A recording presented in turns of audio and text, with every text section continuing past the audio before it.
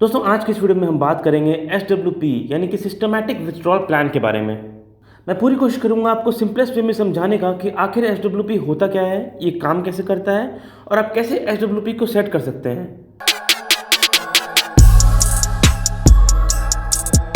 तो SWP को समझने के लिए अभी के लिए हम तीन चीज़ों को साइड रख देते हैं।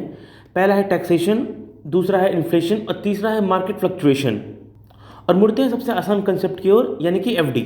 मान लीजिए आज आप 10 लाख रुपए की FD कराते हैं 20 सालों के लिए 8% के इंटरेस्ट रेट पर।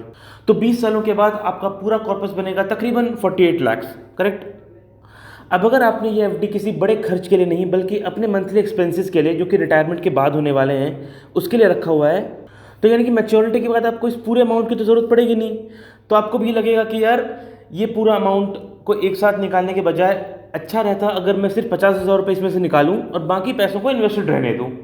और इसी तरह अगर आप हर महीने सिर्फ 50,000 रुपये निकाल पाते इस FD के कॉर्पस से और बाकी अमाउंट को इन्वेस्टेड रहने देते, तो ये कहलाता सिस्टमैटिक विथड्रॉल।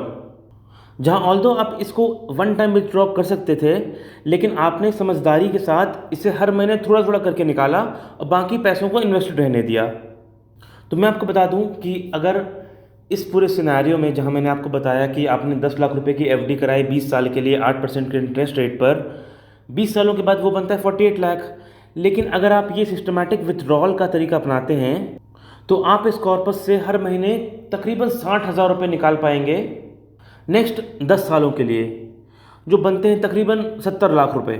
यानी सिर्फ 50 लाख के बदले आप 70 लाख रुपए स्पेंड कर चुके होंगे अगर आप उसे सिस्टमैटिकली विथड्रॉ करते हैं।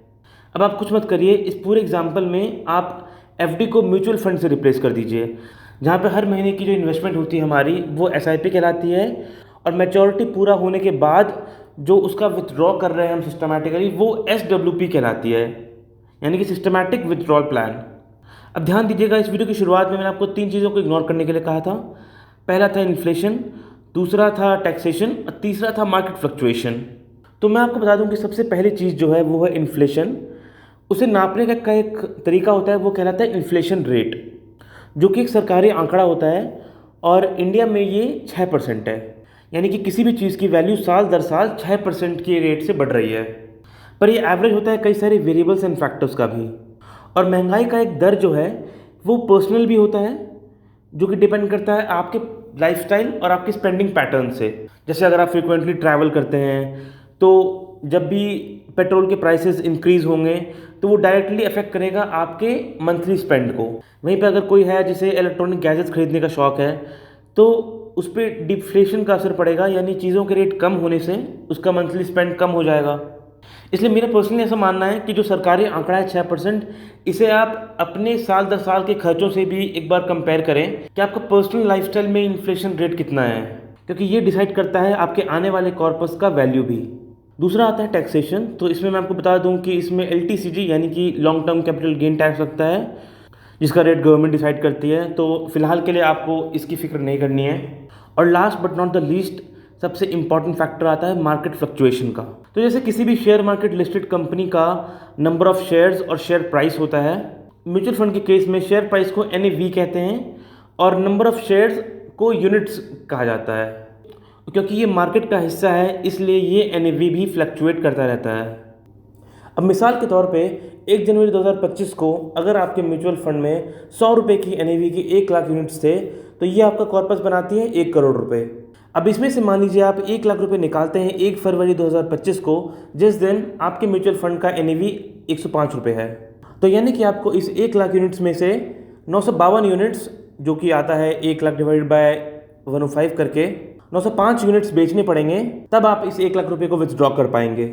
और आपके पास रह जाएंगे 99,048 यूनिट्स, जिसे अगर हम 105 रुपये से मल्टीप्लाई करें तो आपका कॉर्पस इस दिन बनता है करीब 1 करोड़ 5 लाख रुपए का। यानी 1 लाख निकालने के बावजूद आपका जो कॉर्पस है वो बढ़ जाएगा।